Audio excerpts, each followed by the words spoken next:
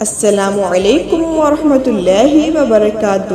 میں آپ کے لیے لے کر آتی ہوں نبی کریم صلی اللہ علیہ وسلم کی پیاری پیاری احادیث مسند کتابوں سے۔ اگر آپ کو میری ویڈیو پسند آئے تو میری ویڈیو کو لائک کر دیں اور میرے چینل کو سبسکرائب کر دیں تاکہ پیاری پیاری احادیث اور اسلامک ویڈیوز آپ لوگوں تک پہنچتی رہیں۔ جزاک اللہ۔ بسم اللہ الرحمن الرحیم۔ سیدنا طارق بن شہاب رضی اللہ تعالی عنہ بیان کرتے ہیں کہ نبی کریم صلی اللہ علیہ وسلم نے فرمایا، اللہ تعالیٰ نے ہر بیماری کا علاج پیدا کیا ہے۔ گائے کا دودھ لازمی طور پر استعمال کیا کرو کیونکہ یہ ہر درخت سے چرتی ہے۔ کتاب مسند احمد، حدیث نمبر 7698، درجہ صحیح۔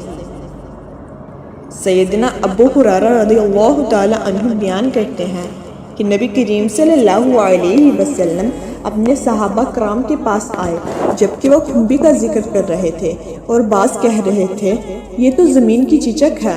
یہ بات نبی کریم صلی اللہ علیہ وسلم تک پہنچی تو آپ صلی اللہ علیہ وسلم نے فرمایا، کھمبی تو من میں سے ہے اور اس کا پانی آنکھوں کے لیے شفا بخش ہے، اور عجوا کھجور جنت میں سے ہے، یہ زہر کے لیے شفا ہے۔ کتاب مسند احمد، حدیث نمبر 7671، درجہ صحیح۔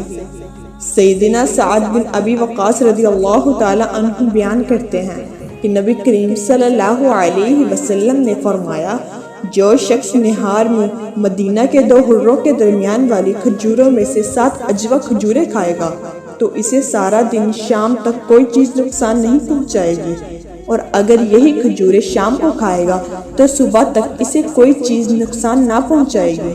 سیدنا عمر رضی اللہ تعالی عنہ نے کہا، اے عامر، ذرا دیکھ لینا جو تم نبی کریم صلی اللہ علیہ وسلم سے بیان کر رہے ہو۔ انہوں نے کہا، میں گواہی دیتا ہوں میں نے سیدنا سعد رضی اللہ تعالی عنہ پر جھوٹ نہیں بولا، اور نہ ہی سیدنا سعد رضی اللہ تعالی عنہ نے رسول اللہ صلی اللہ علیہ وسلم پر جھوٹ بولا۔